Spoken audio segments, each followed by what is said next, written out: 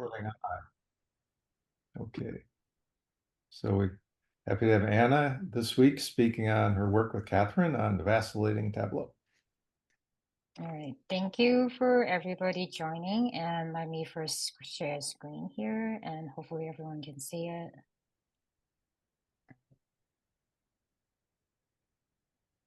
All right, so is it good? Everyone can see it? That's Great. good.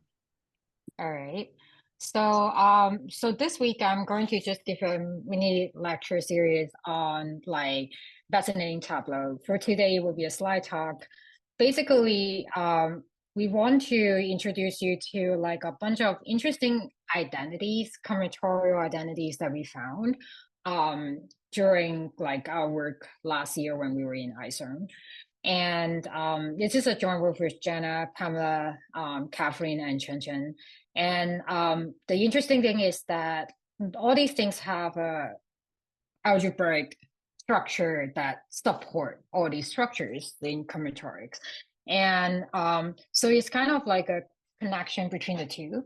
And sometimes you can get ideas from the algebraic side and then get identities like that. Or sometimes we discover some identities and may give an insight to construct something new algebraically. So that is a very fun area to look at. And for today, I just want to give like a idea of how we discover or what we discovered combinatorially.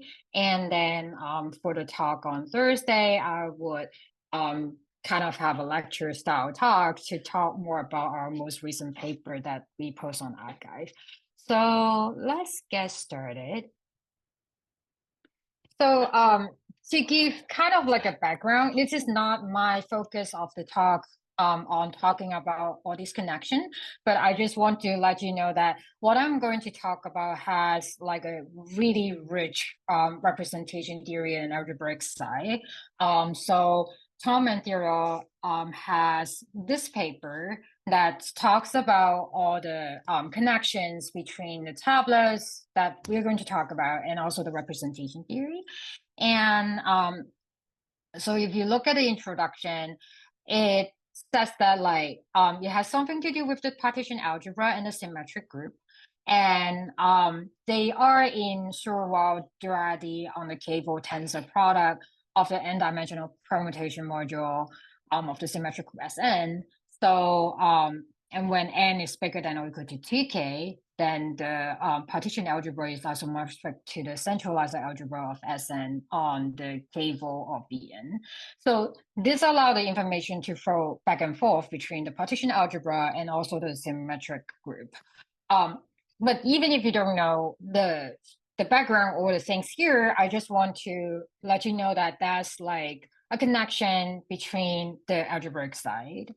And when we talk about partition algebra, what are they, right? Like, so they are just like a set of diagrams with like an operation defined by how you link them together. So again, you can see that they are like, the set contains things like this. And then you can put them together and get an other thing that looks exactly like that with like points here, and then some rules to join the points. And then when you do that, they would also carry like a multiplicity. But again, that's not our focus. If you're interested in the algebra side, you can read the paper. But I also want to like just let you know that you can see that this algebra, if you look at the basis, it corresponds to some subpartitions, and the dimension of the partition algebra is actually the Bell number 2k, meaning that the number of ways that the number of subpartitions of the set 1 to 2k, right? So you start to see connections between the algebra and also the combinatorial structure. And in 1986, there's like an introduction of something called up-down or oscillating tableau, and it described the connection with the irreducible representation of the symplectic group. And Richard established a bijection between the complete matchings on 2K, the sets 2K, and the up-down tableau of empty shape of length 2K. And Sheila, she extended Richard's bijection to arbitrary shapes, providing a combinatorial proof of the Cauchy formula of Cauchy identity for the symplectic group.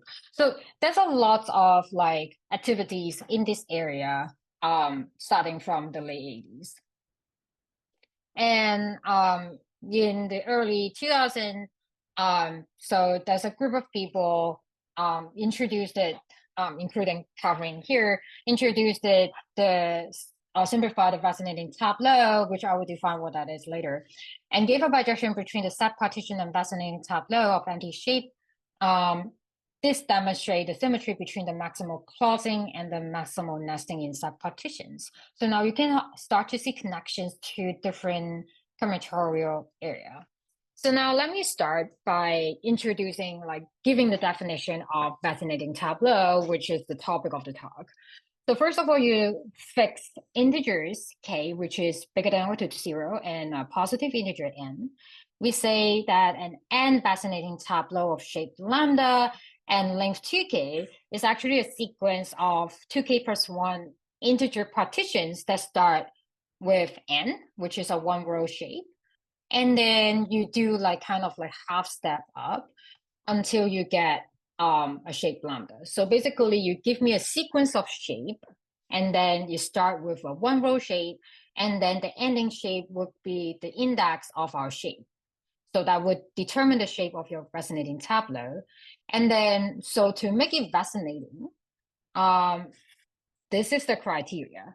So basically you're saying that the half shapes are going to sit inside the other two, and also they all differ by size 1. So it's kind of a mouthful definition. So let's just like really look at it closely. So what happened is that if you start from a one row shape, to get to the other shape, you just minus a box, and then add a box, and minus a box, and so on and so forth, until the very last step you're going to add a box. So that's the way that you create an vacillating tableau. So let's start with an example. Say, for example, my n is 6. So you have a one row shape with 6 boxes. And then what you do is that you're going to minus a box. In this case, we only have one choice, right? We want to keep it as a partition. So you remove this box and you get the size 5. And now the next step is that you want to add a box from the size 5 here. And so there are two choices. You can add to the end, or you can add to the second row. So you can choose the one that you like. Say, for example, I like to put in the second row today, and then I get the shape 5, 1. And now do the same thing. I want to minus a box. To keep it as a partition, I have two choices here. I can remove this one or remove this one. So say, for example, I remove the one from the first row, I get the shape 4, 1. And then do it again, add a box. I have 3 choices. I add it in the second row, so I get 4, 2. And then I minus a box again. I can choose any box that I like and minus a box. And then remember the very last step, you have to add a box. So I again add a box here, and then I choose to add to the third row. So I get 4, 1, 1. So now if I just record all these shapes, then I get a 6 vacillating tableau of shape 4, 1, 1 and of length 6. So this 6 here is talking about the number of boxes in the first row that you start. And then the length is the number of steps that you take. So 1, 2, 3, 4, 5, 6. So it's always like an even number in our definition right now. And so this is our lambda 0 and lambda half and so on. And so that is our last shape that record the shape of your vacillating tableau. So that is what vacillating tableau means. So if we look at the Young lattice, and if you just look at like what we have done here, we basically always have size 6 or size 5. So we only have these 2 rows to look at. And let's look at like where we start from. We start from the 6, and then we get the 5, 5, 1, and so on and so forth. And so you can see that the shapes are actually oscillating, right? It's kind of oscillating between the 2 rows. And that is where the word vacillating comes from. It's like we are just going to jump between the 2 rows here. And now if I want to count how many are there, so what I can do, like just looking at these two rows and count like this is a little bit hard. So let's expand it. So we start with a row 6, and then we go down. That's one choice, right? That's a shape 5. And then we have two choices, go back up. And then we have two choices, go back down, and so on and so forth. So you can kind of expand all these things here. And then now, sorry. And now if I want to count, right? If I want to count it, then how do we count it? Well, you have this diagram. So we start with one choice from the top, and then you go down, just only one choice, and then each of them gives you one choices. And then this 2 is because this 1 plus 1, and so on and so forth. Right, so you can actually count how many. So what do I mean by these numbers? So say, for example, I want to know how many fascinating tableaux are of length 6, right? I go down 1, 2, 3, 4, 5, 6. So that's the 6th level. And then of shape 4, 2, then I go back here and say, hey, that's 6 of them. How about if I want to find the number of fascinating tableau of length 4 and of size, like of the shape 4, 2 this time, then I only have one choice, right? That's only one way to do it. So that is what I'm counting here. And then so you see the K here, the K is just talking about the level. So that's like 0 level, half level, first level, and so on and so forth. And then we denote it as mk lambda. Okay, so for example, m2, and then the lambda, say for example, 411 equals to 1. M base 3, like this 3 here, and then say pick a shape, just the one row shape 6, then m3 6 here, that would be equals to 5. So mk lambda is talking about all these numbers here that you're counting. So in 2004, Havison and Jodorowsky, they already proved that if you look at all these numbers that you saw and then square them, and then sum them up over all the lambda that is a partition of n, that actually gives you the Bell number of 2k, meaning that the number of set partition of the set 1, 2 up to 2k. And this mk lambda is just what we're counting. And then now if you say, okay, well, this is like mk lambda times mk lambda. If you change one of the mk lambda to the number of standard Young tableau, then you actually get a very, very nice formula that gives you n to the power k. And this will be something that I'm going to talk about at the end of the talk and also maybe on Thursday. But this is a very nice proof here that tells you that the number of integer sequence of length k using the number 1 to n has a bijective, like it has a bijection with the pair of standard Young tableau and also a fascinating tableau of shape lambda with length 2k. So there are some very nice formula. And then in 2007, that's another one and saying that, okay, well, what if I don't do this like square? I just want to know the mk, like just the m. So if your lambda is just a one row shape, so basically it's talking about, if you remember the tree diagram that we have, every number on the leftmost column, then they are the Bell number k. So you can actually link it to subpartition again. And then actually, but this one, you have to see that like they are like when n bigger than 2k. And actually, there's an other proof, which is earlier in 1998, that do not have any requirement on n and k as long as both of them are positive integers.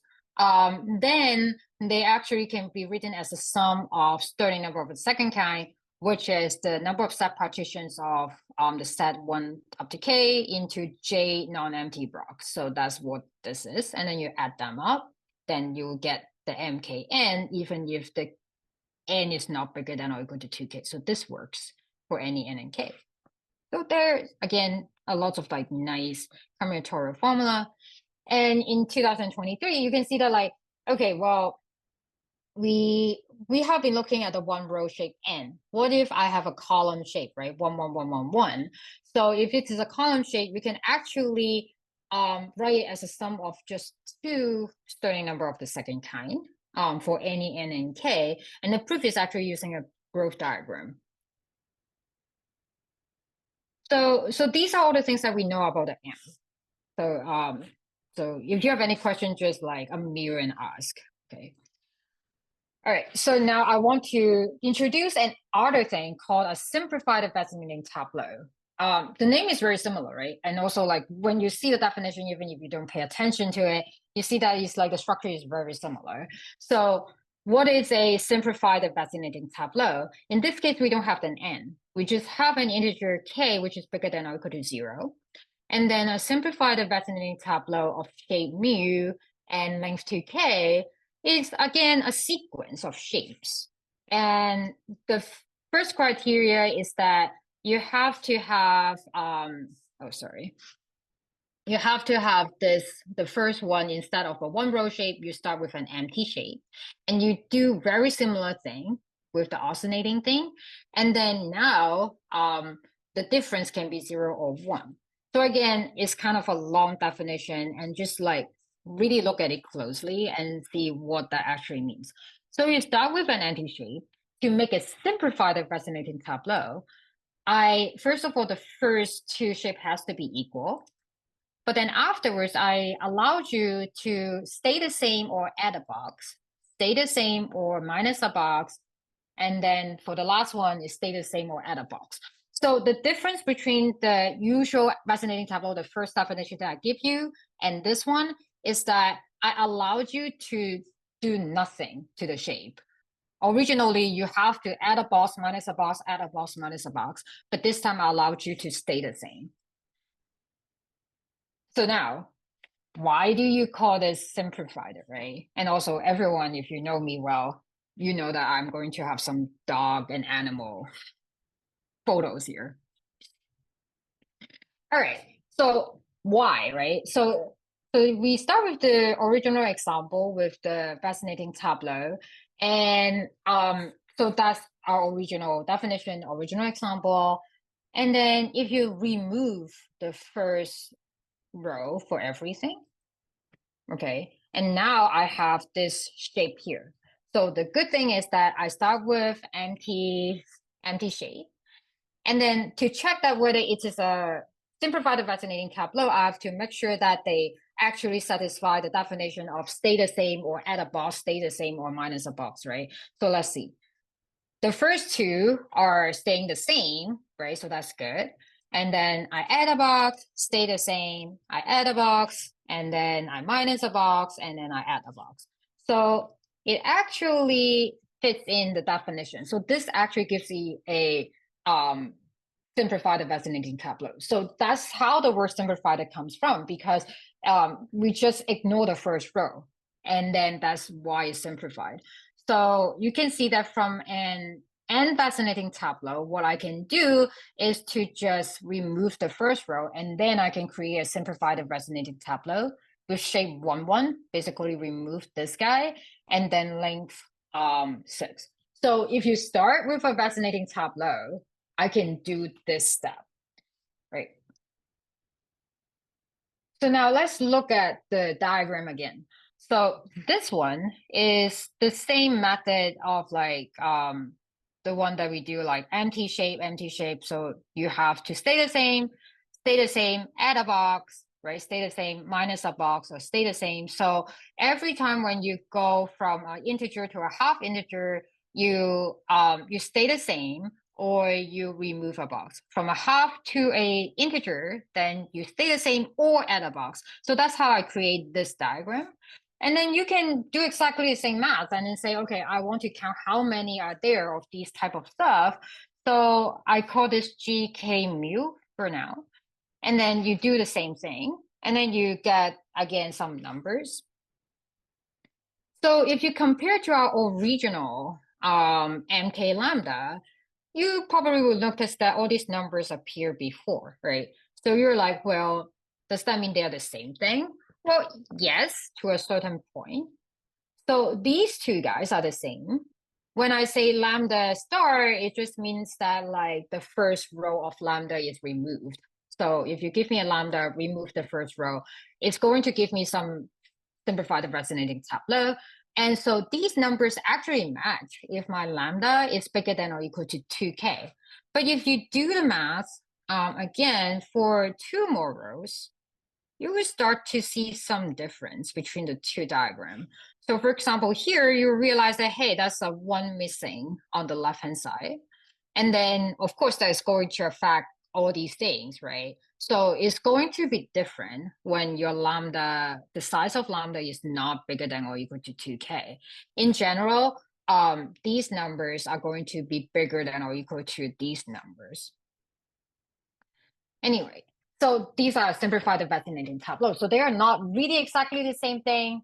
You can build a simplified vacillating tableau from an n vacillating tableau, but to build it the other way around, you have to give me the n. So sometimes your n cannot be too small, because if it is too small, it's not a partition shape. That's like the reason why they are not really the same object. And so now let's focus on a simplified vacillating tableau of even length. So everything that I defined here is actually even length. And so I will of course tell you what it means by odd length afterwards, but like for now, just focus on the plain old definition that I gave you. And with that definition, then the number of simplified vacillating tableau, we call it GK mu here. Then we actually can have like a bijective proof that talks about simplified vacillating tableau, and then talk about like a bijection between the thing of subpartitions of k into the size of mu and as SYT, so like a standard Young tableau. So basically what this is like I give a formula to compute these guys, okay, and by counting something else. So I'm going to tell you what that is, and we are going to use this formula quite a bit. So let's keep it here. So I want to prove that like to count the number of simplified resonating tableau of a certain length and a certain shape, I can actually look at it in a different way. So this guy is the simplified resonating tableau of shape mu and length 2k. These guys, the first one represent the set partition of the set 1 up to k with that number of Magdeburg. And then the F lambda is a standard Young tableau of shape mu. So that's what we are going for. All right. So we want to set up a bijection, and let's start to do it. So let's say my k is 7 and my mu is 2, 1. So I fix a shape and fix a length. Okay. And then I give you a simplified vacillating tableau. If you don't trust me, you can copy and check whether I do the math right. Like really stay the same, add a box, or stay the same, or remove a box, and so on and so forth. So I kind of guarantee that this is really a simplified vacillating tableau of length 7. So you can see that like length 14, sorry, length 14. So you do 14 steps, you get to here. And then the last shape is 2, 1. So that's how I get the 2, 1 here. All right. And to establish this bijection, I'm going to copy 1, 2, 3 up to 7 here, down here. And I will tell you why in a second. So what I'm going to do is to first of all fill in some numbers. So for the 1 here, I'm going to just add the 1 here, and then whatever I have, I'm going to kind of like translate it to the second shape. So I have a 1, and then I do the same thing. I have a 1 here. Now I have a 2, so this 2 is going to go inside the empty box, and then I have 1, 2, same shape, go here, and then go here, and as you can guess, the 3 here is going to fill in the empty box. So that's so far so good. And now, but the problem is this guy only have 2 boxes, and I'm not sure what to do with it, right? So thanks to RSK, there is actually an exactly 1 choice of an insertion that you can make from the 2 shape to a 3 shape like this. And so by doing the RSK reversely, you realize that I'm just inserting 3 from a 1, 2 to here. So that's the 3 that I kind of bump out if I do the reverse of the RSK. So now I'm going to record the 3 here. So that's why that's red here. And the next step is 4. So I'm again going to record the 4 here. So I'm going to record the number that I bump out and also the step number on top that I'm going to insert here to here. And then, so I'm going to link them together. Okay, so basically you have this 1, 2, and you know that that's the 4 that you're going to put in, right? So this is why I have the 4 here. This is the thing that you bump out. This is the thing that you insert afterwards, or like you fill in afterwards. And so now, again, from this guy to this guy, I cannot put 1, 2, 4 all into here. So again, I have to do the reverse of the RSK and see what happened. And in this case, you will bump out the 1, and then the shape, like the filling will be 2, 4. So I'm going to have the 1 here. And then the next step that I'm going to write, right? Like the next step I'm going to write would be 5. So that's the 5 here. And I'm going to insert it like this. Oh, so Dari asked the question is like, why I bump up the 1 and not the 4 for the example. So this guy, because like when you do the RSK from a shape here and I want to get a shape of this guy, that's only one way to do it, is to like remove the 2 up, right? If I remove the 4, then the shape will be 1, 2 if I do the reverse of the RSK. Does that make sense? Thank you. Yeah. So then that's the reason why I bump out the 1, because I have to see the next shape that gives me the clue of what is bumping out. So if you have a column shape, then yes, that would be 4. So in this case, because I bump out the 1 and the next step is 5, so I have 1 and 5 marked, and then I'm going to join them. So you can see that that's the 2, 4. The empty box is going to be 5, and I'm going to write a 5 here. And then the next shape has all the free things, so that's good. I'm going to just put it in, and then put it in again to the 6, and then I'm going to write a 6, right? So if I don't do RSK, I do nothing down here, okay? So I'm just going to do this, the 6 here, and then now, because I cannot have all the numbers here, again, I have to do the RSK. Because of the shape here, you realize that you're going to bump out the 4 if you do the RSK. And so now you mark the 4 down here. And then the next step is 7 here, right? So you have the 7 marked here, and now you join the 7. And then the last step is to just move everything here. And the process is done. But yes, we do the process. So what do we get out? Well, look at the diagram down here. We have 1, 5, 3, 4, 7, and 2 and 6 here. So 1, 5 is a group. 2 is a own group. 3, 4, 7 becomes a group, and 6 becomes a group. So this gives us a set partition of the number 1 to 7, right? And into how many blocks? 1, 2, 3, 4, right? Into 4 blocks. But then I want to have like size of mu marked blocks. What does that mean? I want to have like 3 blocks marked. So how do I know which 3 block is going to be marked? Well, look at the final step. And then these 2, 5, and 6, find them in their block. And then you mark them. So the 5 here, you mark the 5, the 6 here, you mark the 6. And that's the free marked block. So that's the reason why you have the size, which is the number of boxes here, would be corresponding to the marked block here, right? So now you do get a subpartition with 3 marked blocks here. And then you have a standard, well, you have a tableau with 2, 5, 6. But it's not standard Young tableau, right? Because you have to have 1, 2, 3, but you can easily standardize and just make it 1, 2, and 3 according to their relative order.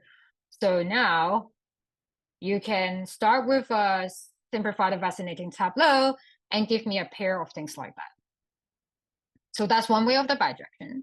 And I'm not going to do the reverse, but it's actually very easy to do the reverse map. If I give you things like this, you can easily do the reverse of things, because this you can draw out the set partition. The star gives you the last three numbers very easily because you know the relative order. And so now you know the shape here, and then you can trace back the bijection map that I described, and then you can find the bijection. So you can prove it is actually a bijection. So that proves this theorem, right? Because I give a bijective proof from the set of simplified vacillating tableau of length 2k and this mu to a pair of subpartition with some marked blocks and a standard Young tableau. So now we also play with all these things like, okay, what if I do similar thing, right? Remember, if you do mk lambda and square them, you get some Bell number. So we're like, okay, well, what if I do this? And we also generalize this more. Instead of both of them are the same k, we're going to just to pick two different numbers, k1 and k2, and multiply them together and add them up. Do exactly the same thing and see what we get. And surprisingly, we get a Bell number of k1 plus k2, which is a really nice formula here. And so now we were like, okay, well, why? Right? So let me just give you the proof here. So what happened is that, okay, you start with a simplified vacillating tableau of a fixed shape mu and of length 2k1. Why is that? That's exactly this guy, the gk1 mu. That's counting things like this. gk2 mu, same thing, but length 2k, 2k2, right? And so what you do is that if you give me a pair of things like this, I can flip one of them and then combine them together and see what you get. Well, you actually get a let's simplify the vacillating tableau of shape empty shape, right?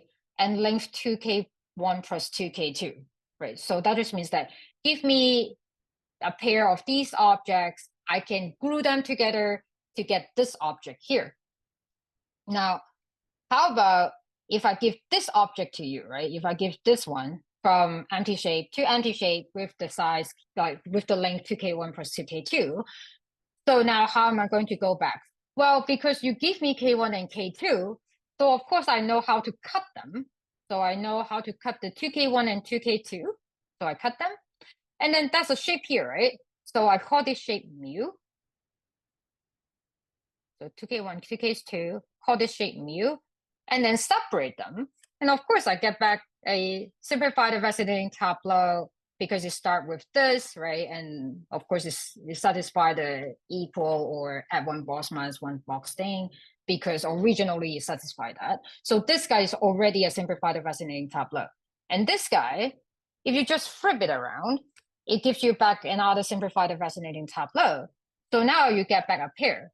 So that establishes a bijection. So this bijection is super easy. And then now that proves this identity. So you can see that like vacillating tableau, like when you play with all these numbers, it has a lot of really nice combinatorial proof that you can come up with. But now, well, I just proved this identity, right? I proved that if I give you this pair, I have a simplified vacillating tableau of this thing. You're like, hold on, this is not the Bell number. You're kind of lying. Well, I'm not. Well, let's see why this is actually the Bell number. Well, remember I said that we are going to use this theorem, right? So this theorem says that if you give me gk mu equals this guy. So now on the right-hand side here, the mu is empty set. So just replace this mu to empty set and this mu to empty set. So the size of empty set is 0 and this. So what is this? Well, this is the number of ways to, the number of set partitions of the set k1 plus k2 with no marked blocks. That just means that it's the usual subpartition. So basically that's the Bell number. And the number of empty shapes than the Young tableau, of course, is 1 by default. And so that's why we have this. And we complete the proof, right? So the proof is actually really simple. Now you can ask, okay, well, what if I add all these numbers? So what am I doing here is saying that, okay, fix the length k, remember the diagram, right? So I draw the diagram here, and then you can ask, okay, what if I just add the numbers of each row, right? And what would I get? Well, in this case here, you get 1, 1, 2, 3, and so on and so forth. And then now if I just look at the even length, meaning that like I'm going to just like 2 times k. So that's the integer k here. Okay. If you just look at those numbers and then put it in OEIS, you realize that is this OEIS here. So let me just write down the statement. So basically, if you add all the row sum, like I should say, if you just look at the row sum of integer k, then they are equal to the number of symmetric partitions of the set minus k union k. What is that? Well, that's symmetric partition, meaning that if you have a set partition, if B is a block, then do all the minus B is also a block. Okay, so now I'm going to prove this. So this is a very useful bijection that we prove. Remember, we spent a long time to talk about how do you get simplified standard Young tableau to like pairs of marked set partition with a standard Young tableau of that shape, right? So using this, we are going to prove that if you give me a simplified vacillating tableau of a fixed k here, so that would be one of the member here, right? So I can just describe it using that. And I'm going to set up a bijection between this pair and also the symmetric partition. So let's do it. Okay, so use our example that we already saw. Length, the K is 7, mu is 2, 1. We know that we can look at the simplified resonating tableau in a pair like this. And now what I'm going to do is to set up a symmetric partition. So what to do is that we first ignore the one without marking. Okay, so the 3, 4, 7 block, I'm just going to ignore it first. I'm just going to look at the block 1, 5, 2, and 6. But I'm going to order them according to their largest number. So that's why the 2 goes here, 1, 5 goes here, and 6 goes here. Okay, so they are some blocks. And then I'm going to duplicate my standard Young tableau. And we knew that by RSK, if you give me a pair of standard Young tableau, like the same thing, then I'm going to get an involution. So let's focus on the involution that's created by this pair 1, 2, 3, 1, 2, 3. And then if you do the RSK, you will get this permutation. So this permutation is going to tell you how to make a second row of blocks. So let's do it. So the first, like 1 go to 1. So this 1 goes to 1, right? And then here, the second one is the third block. So the third block here is 6. So I move the third block here. The 2 here is the second block. So I'm going to move the second block here, okay? And then all these new blocks that I create, I do a minus sign, all right? And then I'm going to match them together. So now I have 3 blocks.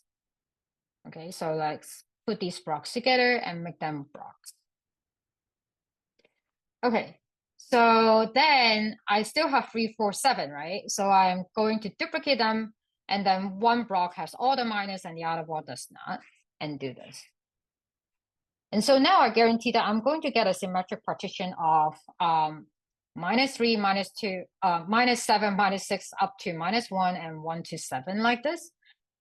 Because we can see that like if I have the block 1, 5, minus 6, I will have a block minus 1, minus 5, and 6, right? It's just the minus of them.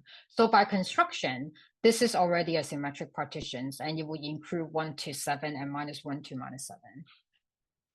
So that's how I get one side of the bijection.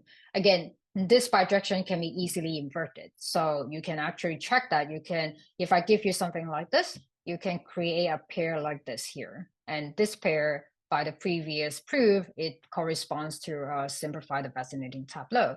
And so that's how we prove this identity. All right. So now you may ask, okay, well, what else can you do? Well, there's a lot of interesting things that we can do. So for example, if I have this like number of like a GK mu, which is a particular number in the diagram. And now you multiply with the number of standard Young tableau and add them up. And you actually would get the number of partly ordered subpartition of K. What is that? That is just the subpartitions whose marked blocks is linearly ordered. So for example, I'll give you some example of what that means. If I give you things like that, right? Very similar. The first two, because the blocks are marked and then they are in different order, so they are not the same thing. But the other two, the marked blocks are in the same relative order here, right? But then I move the 4, 6, and 5 in different order. These two, I just like think them they are the same thing. So we are counting the object here like this, right? With a subpartition K, like partly ordered subpartition K. If you count the number of that, it's actually the sum of GK mu times F mu. So again, let me give you like a really brief proof here.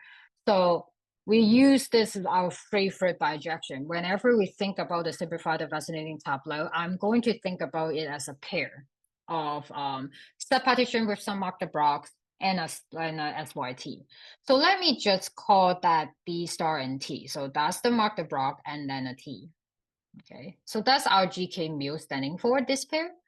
And then now if you have an F lambda, so that just means that you are going to give me an other part, which is a standard Young tableau of shape mu. And so that I call it S, okay? You probably would understand the joke of BTS, if you know what I mean, if you know K-pop. Anyway, so the T and S are simplified Young tableau of the same shape, right? So that just means that these two guys, I can do RSK, and like what we know about RSK of like standard Young tableau of the same shape may not be the same entry. They correspond to a permutation in S size of mu. All right, and I'm done, right? Because this is going to tell you how to order the blocks. So then that is the partly ordered subpartition. So that's the idea of the proof. Like I can change this guy to an order, and that order is going to tell you how to permute the marked blocks, because like the size, you can see that as whatever, that whatever is the number of marked blocks. So that is going to tell you how to order them. And that gives you the partly ordered subpartitions. So that is how we establish the bijection. All right. So again, you can ask, okay, what else? So if you change the standard Young tableau to actually the symmetric function as mu, the shear function, then you get a very nice formula, which is like the number of subpartition with J marked blocks times H1, like J number of times. So how do you prove something like this, right? So you start with GK mu times S mu. And remember our favorite theorem again that I warned you, I'm going to use it a lot. So this GK mu, you can change it to the right-hand side, which is the pair that we like. So let's change them. And then now, instead of grouping everything in the shape mu, I'm going to group them in terms of the size of the mu. So so this J, so if mu is an empty set 0 and so on, so I'm just like grouping them as like the partitions, like the size of the partition. So the partition is like the smallest one is 0, meaning that you have no marked blocks, up to K, because like you're just having at most K blocks, right? So that's 0 to K. And then now, because of how you group the sum, you actually multiply with this sum. All right. So, but we call that this sum that we know really well from EC2, that this is actually H1 times H1 and so on, and like many times, so H1111. So that's why you can just change this by this and you're done. So you get a very nice formula if you multiply this the GK mu with the shear functions, you get something really nice. All right. So now you can ask, okay, what if you just change the simplified one to the original one, which is not simplified one, the in vacillating tableau. And what happened? And something very similar happened. You get a very nice formula again, but then your H will be like the first guy will be n minus j. So now these are all the formulas that we have discussed so far, like just looking at simplified vacillating tableau with the even length. All right, so that's what we have. So a list of like interesting combinatorial formula. Now, what if I look at odd length? And now you can ask, like, what do you mean by odd length? Well, remember this thing that we spent quite a while to like introduce, right? And then so even length means that like the length is 14, right? Because it's 2k. So that just means that you do 14 times to get to the last thing from the empty shape. Now, if I say the odd length, means that I'm just going to separate this guy. So I stop here instead of the last step. So I don't do the equal or add a box. So I just stop here. So I stop in 6.5. And that is what I mean by an odd length. Okay. So you can see that like, so that just means that I just ignore this 7, right? I just totally ignore the 7. And so you can do exactly the same proof and associate simplified vacillating tableau that stop there with a pair, which is the set partition of K with like mu mark the blocks with one more constraint, which is none of the block is going to contain the integer K. And then same as YT of shape none, strict mu. So this is what it is. Like if you remove the last thing, then you just have to make sure that your set partition does not contain, like the marked block does not contain the number K. In the example is 7. And so we call this guy, if we want to count the number of set partition like this, we call it like BK mu as well, but it's just with a tutor, meaning that with an extra condition that is not going to contain K as my, like the marked block. And this is just like for the sake of all the identity that I'm going to show you, I'm just going to do a change of variable. Instead of 2k minus 1, I'm going to do a 2k plus 1. And then with that, we prove a very similar formula that, remember I said like the formula that we use a lot.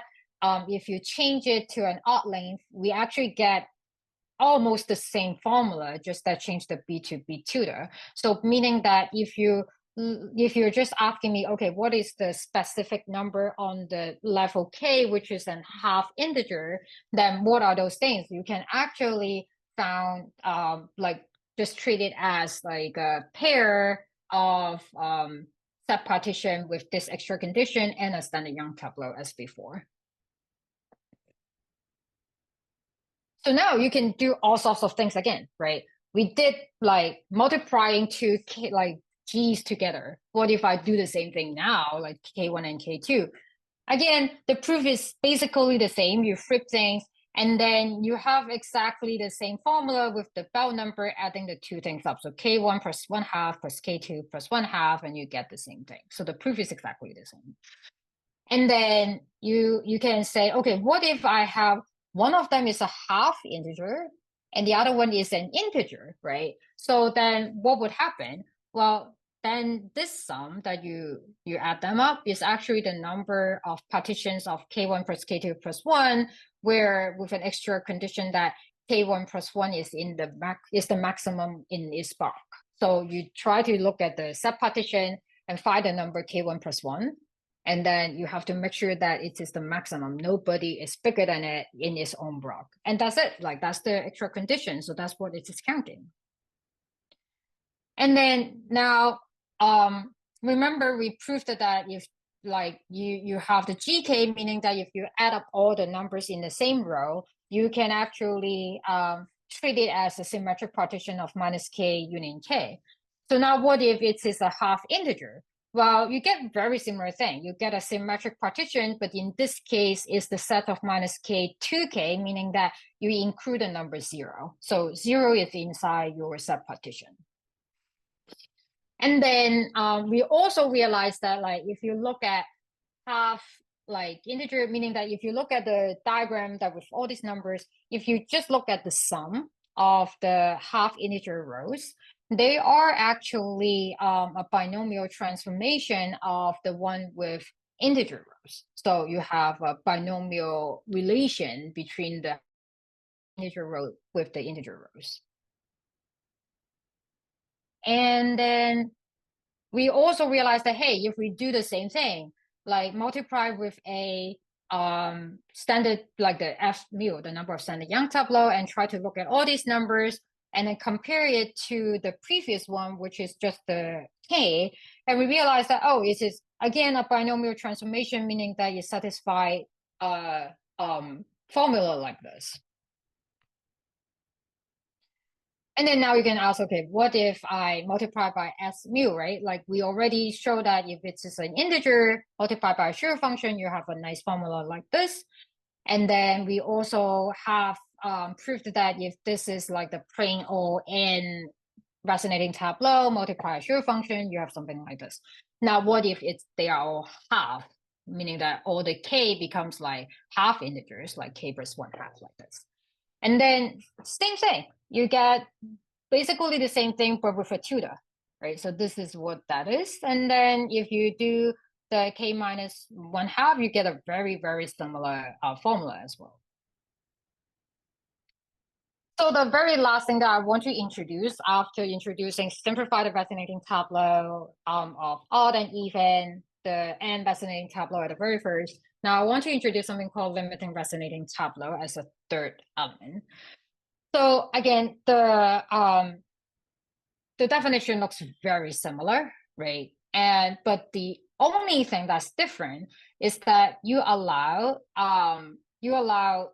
the 0, 1, meaning that equals or like I think adding a box, but then you always might, well, let me see, sorry. Sometimes I will mix things up. So anyway, so this is the easiest way to remember. You stay the same, and then you always add a box. But if you minus, I allowed you to stay the same and minus a box. So that's what it is. So you stay the same or minus a box, and so on and so forth. But remember, all the time, the last thing is always adding a box. So adding a box is like no, you have no choice. But if you minus, you can decide to minus 0 or 1 box. So that's what limiting vacillating tableau is. So again, you can count the same thing. Like you can do exactly the same thing and see what you can get. So this is the one that is simplified vacillating tableau. And now I color the orange one. So these guys are the ones that I must add a box, but then I allowed you to stay the same or minus a box, but I always have to add a box. And if you do that, then, sorry, if you do that, then this one is the diagram for the limiting vacillating tableau. So you can see that it's a kind of like a subset of the simplified one. So here, that's our simplified vacillating tableau here, right? And then if you have, just remember that if you do the same proof again, but you start with limiting vacillating tableau, then what you would get is something, again, very similar. You get step partition with the same number of blocks, but then the SYT of shape mu has an extra condition. The condition is saying that like all this entry has to be the maximum of these blocks. Okay. So basically you can think about all blocks are marked, and those are the things that we want. Like just copy all those numbers. Anyway, so with that definition, and then you can ask, okay, well, so what do we get? Well, that just gives me this identity of like counting the number of limiting vacillating tableau with exactly the same proof. And then now you can do exactly the same thing and ask, okay, well, what if I multiply the two things together, right? Like K1, K2, just like the previous ones. And then we realize that it's the same as the number of connecting partitions of K1 plus K2, and it's the K1, K2 connecting. What does that mean? Well, this means that each block of the subpartition that you have of K1 plus K2, the block has to contain one element in the first K1 numbers and also at least one number in the remaining K2 elements. That's the reason why it's called K1, K2 connecting. And the interesting thing is that if K1 equals to K2, there is actually like a algebraic structure that's associated to something like this. And we just recently found that. And then again, you can do all sorts of things. You can say, okay, what if I add all the row numbers together, right? And like I say, if you add all the things together, right? Like with a fixed k, so with a fixed row, add all the sum. So then what are those row sum? And we found that it is actually can be written as things like this. So, and then we also, so this is an old result, but our new result says that like, okay, well, actually we have an other bijection to another object, which is symmetric KK connecting partitions of 2K. So now you can see that these three things are the same, like this guy and this guy and this guy when K is bigger than or equal to 1. And then when I say symmetric KK connecting partition, what does that mean? Like if you just remove the symmetric, we know, but then the symmetric means that it's symmetric under a certain map. So the catch is that we can associate all this row sum to something else, which is really nice. So for the remaining 1 minute, I'm just going to throw some other formula that we prove. Similar idea that if we multiply with a number of standard Young tableau like this, we actually get the number of ordered partitions. And then if you multiply with Ashura functions, you get another very nice formula of the Stirling number of the second kind times a bunch of h1s. And then we also noticed that the half numbers and the usual number aj, they are actually in binomial transformation relation. And also there are like some other binomial type transformation between the numbers. So these numbers are interrelated. And then not just between the A's, with a G, we can also link to the A. So the limiting vacillating tableau and also the simplified vacillating tableau, they also have some combinatorial interpretation or like a connection between them. So here is like a list of things that we have. You can find it in our paper that we have all the sequence definition here, the associated OEIS thing here, this guy, the last one is not in OEIS, and also the exponential generating function here. So that's like a lot of like relation that you can see and play with. So yeah, so why is it limiting? So this I'm going to skip. I'm going to tell more about this later. But the idea is that like we start with a known proof between the integer sequences and also pairs of standard Young tableau and vacillating tableau, and then do some insertion process. So, but I'm going to skip that. But just to tell you that that's a reason that like if you fix a sequence and you do some kind of process, if you increase the number of processes that you start with, and then you just ignore the first row and just look at what you get in the remaining row, you actually stabilize. That is the reason why we call it limiting vacillating tableau. So that's a process that I would introduce like on a Thursday talk, and then to describe why it's called limiting. All right, so I know that my time is up right now, and thank you for listening. Yes, thank our speaker, and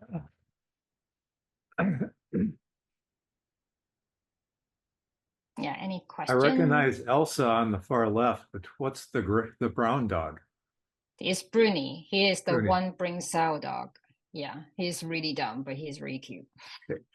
Does anyone have any questions about the math? Yeah. Yeah, thank you. Great talk. So you had a lot of kind of very interesting formulas, and a number of them had the flavor of sum over partitions mu of one number depending on mu times another number depending on mu equals number of combinatorial objects, like ordered set partitions or, partially ordered set partitions. Normally, when I see a formula like that, I think of something like generalized Schur-Weil duality. I think you want to say you have a vector space, say spanned by ordered set partitions. You have an action of two algebras that centralize one another, and you kind of get this automatic decomposition of the product algebra acting on this thing as a direct sum of tensor products of ERFs. So, whenever you see like an F lambda, you want to say, oh, it's the symmetric group algebra, right? Right, exactly. Do you have a nice kind of description of what these commutant algebras might be, or? Not that we know of, but I knew that after we gave a similar talk in Dartmouth, actually some people have been thinking about that. Like it's like starting with the combinatorial identity and do exactly the same thing that you're talking about and see what that is on the other side. But I don't think that's not everything is known. I know that there are some of them that people already know that, oh, that actually similar to what this algebraic structure is, which I'm not like an expert in, but like most of the identity that we presented here are not known in the algebraic side. Yeah. And kind of maybe a related question. I mean, as far as I could tell you, your simplified vacillating tableau are essentially vacillating tableau where your first row is allowed to be really, really long. Exactly. Right? So is there an algebraic interpretation of what this means? Is there some kind of a stable limit of objects Yes. that you can consider? Okay. Yes. Okay. I think Sheila is actually like an Yeah, expert. Sheila was nodding. So yeah. So I had a different idea this time that occurred to me. I am so swamped and frustrated that I have no time to think about anything anymore. But the first few formulas that you put up, it really looks to me like you might be able to turn it into a Cauchy type identity. So if you look at what I did for, and this is so long ago that I don't remember anymore, the symplectic group or Right. SO2n plus 1. So this is type BN and type CN, right? So all the combinatorics that I did eventually gave you a combinatorial proof of the Cauchy identity, which you can write down as an identity in symmetric functions, right? And yeah, it does, it has a representation theoretic interpretation that you can state very precisely. So what I'm thinking is that maybe you can turn all this into something like Littlewood, some variant of they're basically Littlewood identities for the symplectic and the orthogonal group. That's what occurs to me. And in particular, when I first heard this talk way back when at ICERM, and I was really confused because I couldn't remember what I'd done at all. So if you look at the SO2n plus 1 paper that I have, if you let things repeat in your up-down, Right. let them repeat Oscillating tableau. Only at the last partition. And what you're basically getting is a combinatorial model for the weights of the irreducible representations of SO2n plus 1. So that's what I used to get the bijective proof of the Cauchy identity for SO2n plus 1. So here what you're doing is you're letting things repeat all over the place, right? Right. So I think there might still be something there.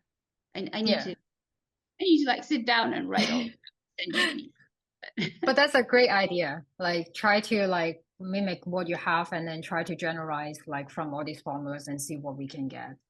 Yeah, so I think this is what I had in mind when I think I asked you last time. So, when you take out those marked set partitions, if you don't mark them in the ordinary symplectic group case, what you have is just like partial matchings on 1 through n. And so you can do Burgess correspondence and map these to things that are,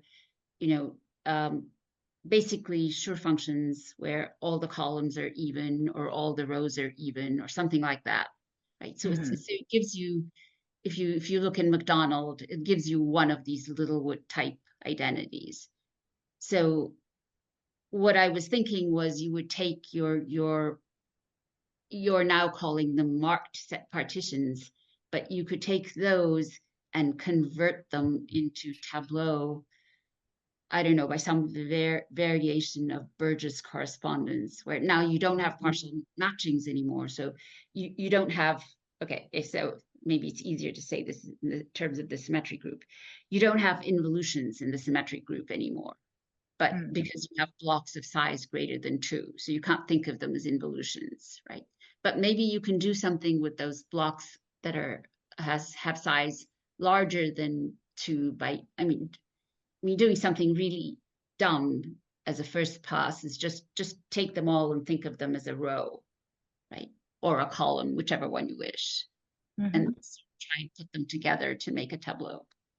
I see. Yeah, that's a nice thing to try.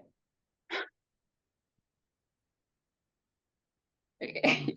Just kind of another algebraic question. I'm sorry. I know your talk was much more combinatorially focused, and this might be You're fine. with Anna and Sheila. You know, I kind of get the idea, you know, from a Gelfand-Zetlin point of view, why you would want to, you know, say go from the symmetric group algebra Sn to Sn-1 iteratively restrict. But so many of these identities are based on like induction by one step, restriction by one step, induction by one step, restriction by one step. Is there motivation for why you would do that kind of an operation?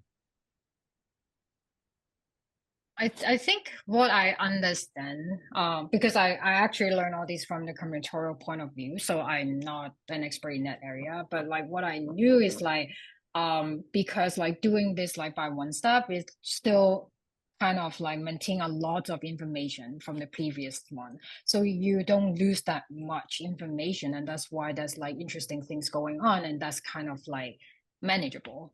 But once you do something that is not like this, then like you lose a lot of, like you don't do 2 rows, like you don't do like from remove 2, right? Remove 2 boxes, what happened, things like that.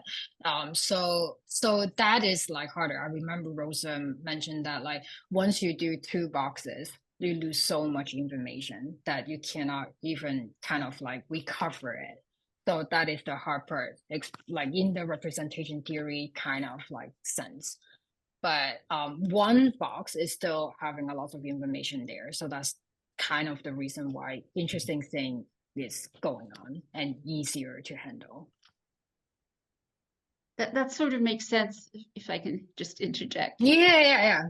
Sort of makes sense just from the like really elementary symmetric group viewpoint, where often you have these really interesting representations that are really exciting when you restrict down 1 or you induce up 1, but if you try and restrict lower, it's kind of yeah. You definitely don't want to skip steps. I mean, even you want this multiplicity free property. I mean, that's right. A very nice kind of thing, but yeah, the business of like going like up down up down up down up down versus just, you know, down down down down down down, you know.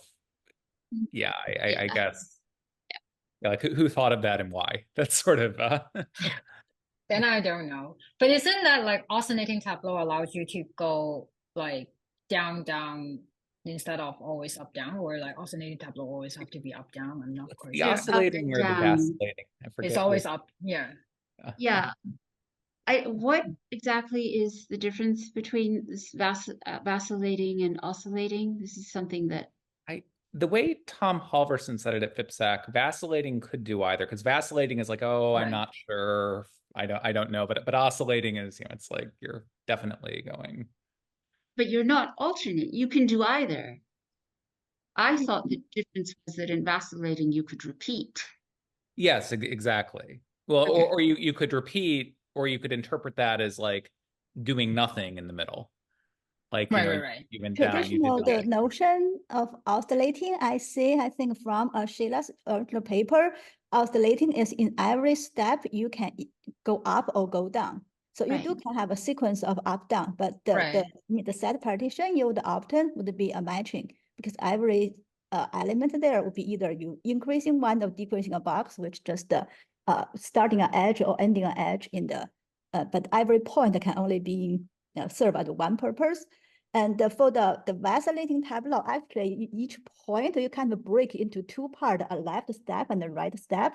So in each step, just for one vertex, you basically have 4 types, which can be isolated point, a left end, a right end, or transition point. So you have 4 types, which give you a set partition diagram. I see. So the Iversons and actually the whole project we have is inspired by Sheila's work on the Kersey identity, and also Iverson and Lewandowski's work on this insertion deletion algorithm, which their motivation is the Schur duality on this symmetric algebra. Partition algebra and the symmetric algebra. So there is this Schur-Weil duality happening there. And the words kind of I'm on enumeration. So the thing caught my attention is like I have done something using Sheila's work, and this one seems related, but have a different bijection. So I want to make a comparison of this, what's going on between these 2 things. Yeah, so the in their definition, they jump in between 2 levels, so it's always up, down, up, down. But if you remove the first row, you can think this actually a generalization, but the oscillating tableau, which means as far as you change 1 box, it can be adding or can be deleting. It is a special case then. Okay, yeah. I'm just sort of stuck in a time warp because I'm used to thinking of them as up-down tableau, okay, or maybe oscillating tableau, and Yeah, then that's the 2 different words 20 for the same years. thing, actually. It's Yeah, just it's the same thing. sometimes people using this those notation. two are the same, but when I fast forwarded 20 years and all of a sudden people were talking about vacillating tableau, I was like, oh no, what happened here? It's just break 1 point into left part and the right part. So so it's kind of a little bit a refinement of the oscillating tableau. Thanks. Okay, well, if there's no other questions, let's thank Anna again, and Great talk. engaging Thank you. talk. We'll look forward to hearing some more about vacillating tableau on Thursday. Great. Thank you so much. I will see you guys on Bye. Thursday. Bye.